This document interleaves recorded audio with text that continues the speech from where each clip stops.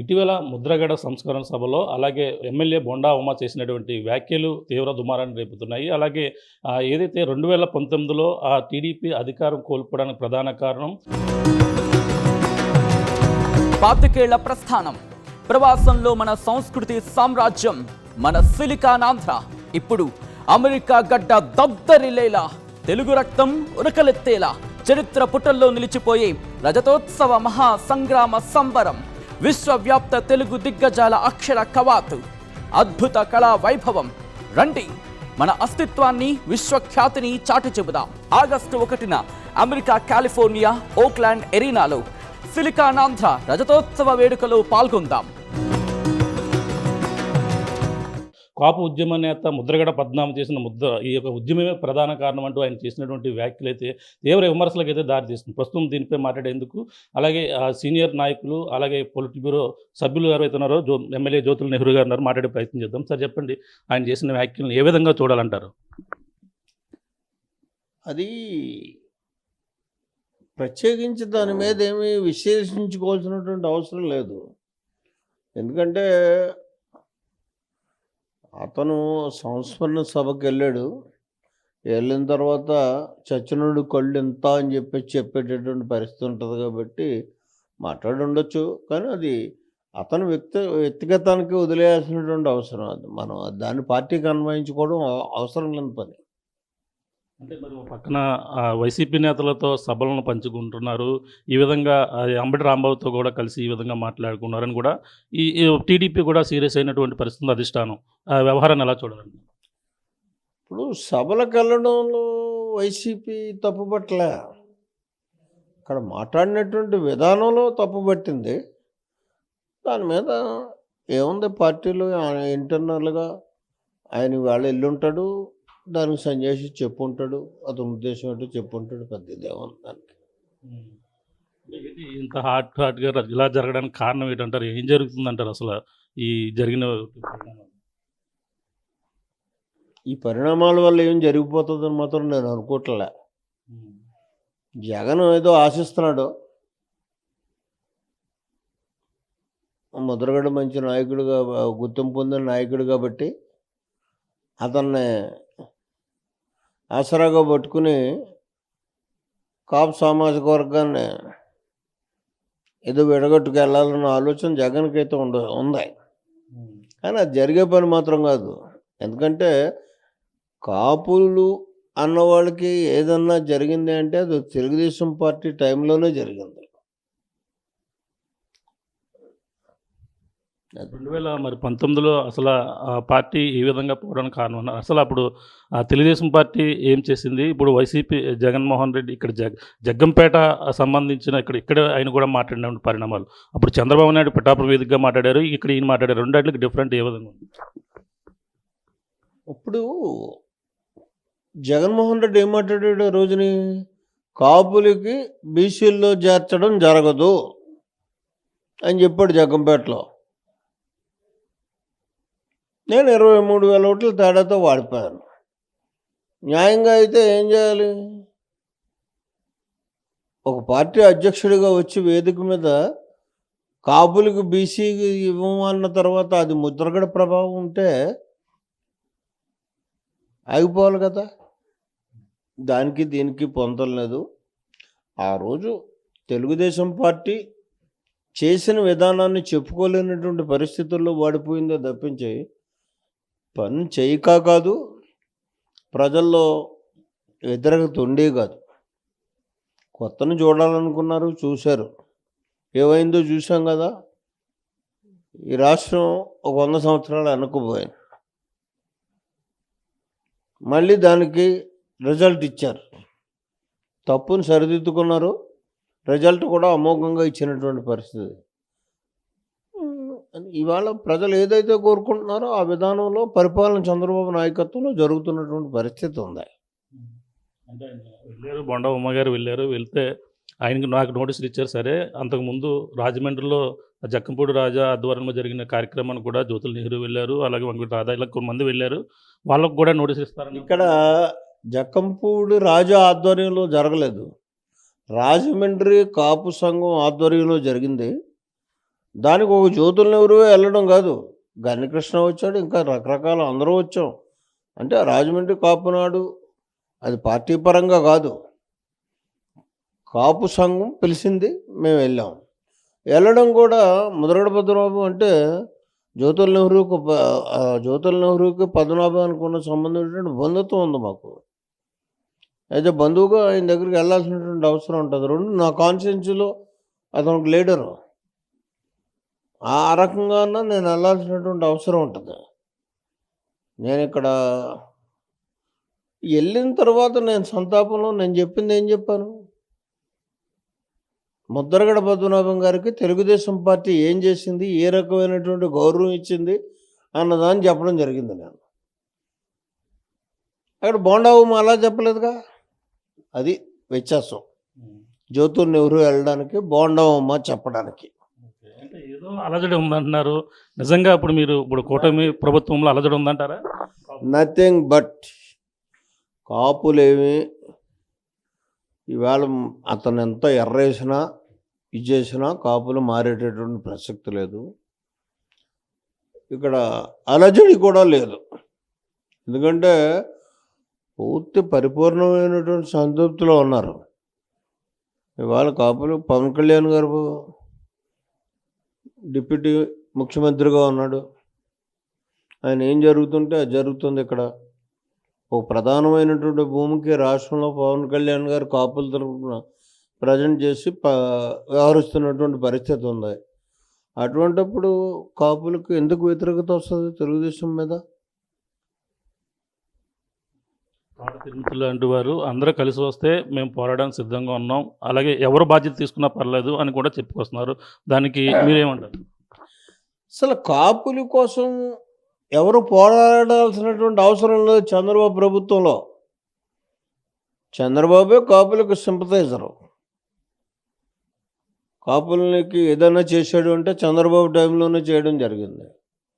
కాపు corporation ఏర్పాటు చేయడం కానీ, లేదా 5% రిజర్వేషన్ని ఈబీసీ రిజర్వేషన్ నుంచి 5% ఇవ్వడం కానీ, లేదా ఎఫ్ కేటగిరీ ప్రత్యేకత ఇచ్చి కాపుల్ని బీసీలో చేర్చాలని తీర్మానం చేసి కేంద్ర ప్రభుత్వాన్ని పంపడం కానీ, ఇప్పుడు తగినటువంటి ప్రాతినిధ్యాన్ని ఈ క్యాబినెట్లో కానీ పార్టీలో కానీ కాపులకు ఇచ్చినటువంటి ప్రాతినిధ్యం సముచితమైన స్థానాన్ని ఇచ్చాడు. కాపులకి నష్టం జరగలే చంద్రబాబు దగ్గర ఉద్యమం చేయడానికి. ఒకటి మాత్రం నేను చెప్పగలను, కాపు సామాజిక వర్గానికి కానీ ఈ ఉద్యమాలు చేస్తామనేటటువంటి నాయకులకు కానీ ఏదైనా చెయ్యాలి అంటే అది ఒక చంద్రబాబుకే సామర్థ్యం ఉంది, చంద్రబాబుకే కాపుల మీద మంచి అభిప్రాయం ఉంది. కాపులకు ఏదైనా చేయాలి అనుకుంటే మళ్ళీ ఏ ఎఫ్ కేటగిరీని అయితే ఆనాడు తీర్మానం చేసి ఇచ్చేసాడో ఆ ఎఫ్ కేటగిరీని మళ్ళీ ఆయన కేంద్రంలో ఉన్నటువంటి పట్టుతోటి ఆయనే సాధించగలుగుతాడు. దాని మీద మనం ప్రత్యేకించి ఉద్యమం చేసేయాల్సినటువంటి పని లేదు. మేము ఉన్నాం ప్రభుత్వంలో, మేము చూడగలుగుతాం, మేము చేయగలుగుతాం.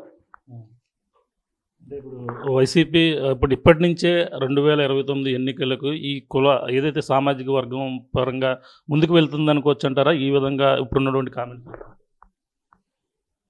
ఇంకొక 20 సంవత్సరాల వైసీపీ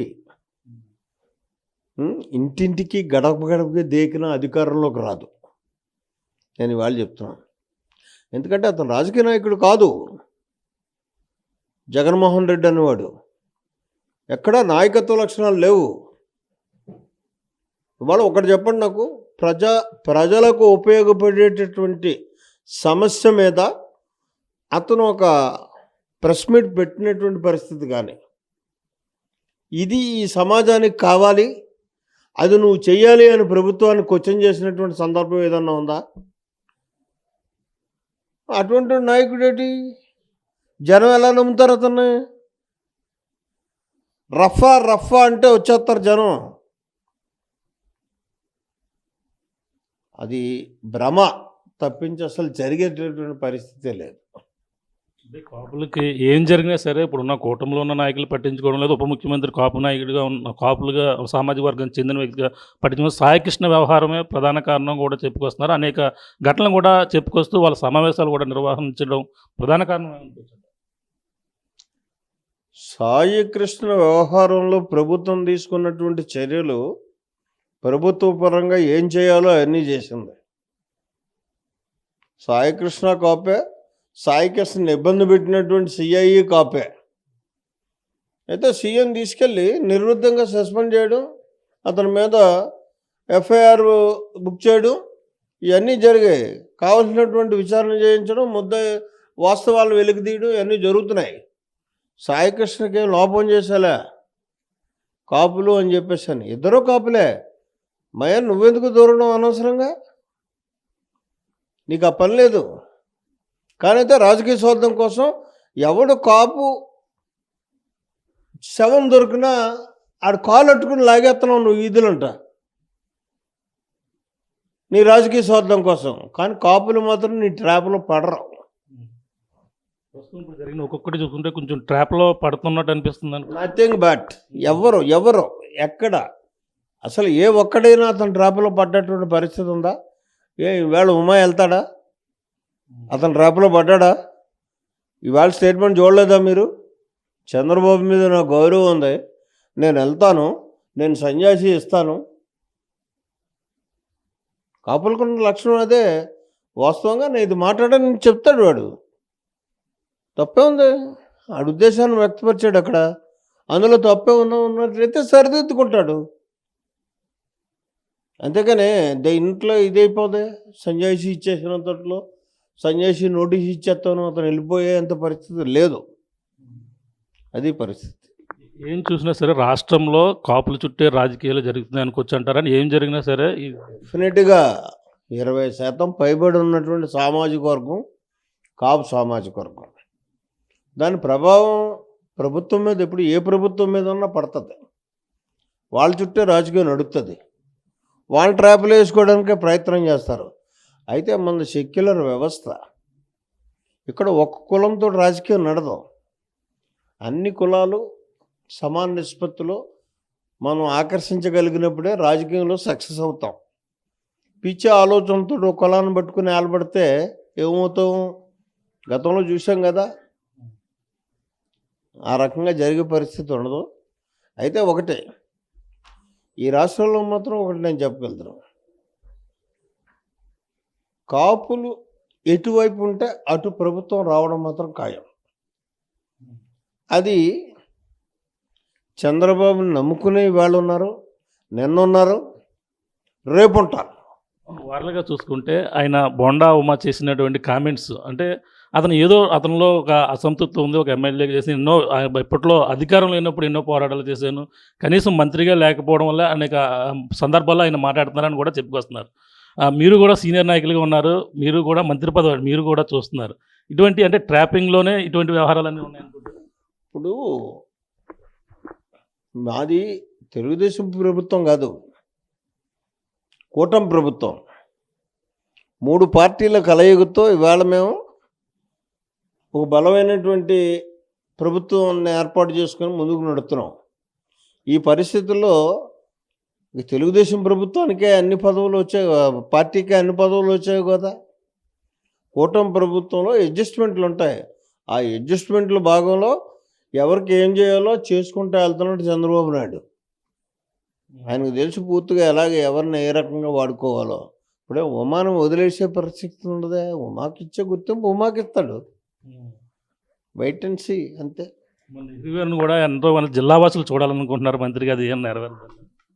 నాకు ఇవాళ పార్టీలో అత్యున్నతమైనటువంటి స్థానం పాలిట్ బ్యూరో ఇచ్చాడు. ఇంకంతకంటే నాకేంటి? నా పక్కన నా సోదరుడు పవన్ కళ్యాణ్ ఉప ముఖ్యమంత్రిగా ఉన్నాడు. ఇంకెందుకంటే ఇప్పుడు ఇక్కడ పార్టీలో నాకు ఆ స్థానం ఇచ్చాడు, ప్రభుత్వంలో ఆయనకు ఆ స్థానం ఇచ్చాడు. ఇంకా కాపులకి అంతకంటే ఈ జిల్లాలో చేసేదేముంది? ఇది పరిస్థితి. ప్రభుత్వాలు ఏమి ఏర్పడినా సరే అలాగే కాపులే కీలకంగా ఉన్నటువంటి పరిస్థితి ఉంది. అటువంటిది చంద్రబాబే కాపులకి చేసినటువంటి ఏం చేసినా సరే ఆయనే చేశారు. 2019లో ఆయన ఈ విధంగా ఓడిపోవడానికి కారణం అనేది చెప్పడం సరైనది కాదు. ఆయన వ్యక్తిగత వివరంగా కూడా తీసుకోవాలి. ఏదేమైనా వైసీపీ ఇటువంటి వ్యవహారాలన్నీ కూడా ట్రాప్ చేసేందుకు అలాగే వైసీపీ నాయకులను టీడీపీ నాయకులను ట్రాప్‌లో వేసేందుకు కూడా ప్రయత్నిస్తుంది. శవరాజకీయాలు కూడా చేస్తుంది. కాపులకు సంబంధించిన ఏ విషయం జరిగినా సరే పెద్ద భూతద్దంలో చూపిస్తూ ఇటువంటి వెర్షన్‌ల ఇటువంటి ఘటనలకైతే వైసీపీ అయితే ప్రచారాలకైతే పూనుకుంటుందని కూడా చెప్పుకొస్తున్నారు. ఏదేమైనా ఈ కాపులకి ఏదైనా న్యాయం జరిగిందంటే చంద్రబాబుతోనే. చంద్రబాబే ఏ విషయంలో అయినా సరే ఎవరు పోరాడవసరం లేదు. ఇప్పుడు కూటమి ప్రభుత్వంలో మేమందరం కూడా మేమే ఈ యొక్క ఏ కాపులకి ఏం సంబంధించినవి కూడా మేమే పోరాడతాం. అలాగే అందరికి కూడా న్యాయం చేసే వరకు కూడా మా వంతు మేము కృషి చేస్తామని కూడా అలాగే సీనియర్ నాయకులు అలాగే టీడీటీ బోర్డు సభ్యులు ఎవరైతే ఉన్నారో అలాగే పొలిట్ బ్యూరో సభ్యులు జ్యోతుల నెహ్రూ గారు చెప్తున్న పరిస్థితి ప్రధానంగా ఉందని చెప్పాలి. ఇప్పుడున్న తాజా పరిస్థితి. కెమెరా ప్రకాష్ RTV జగ్గంపేట నుంచి.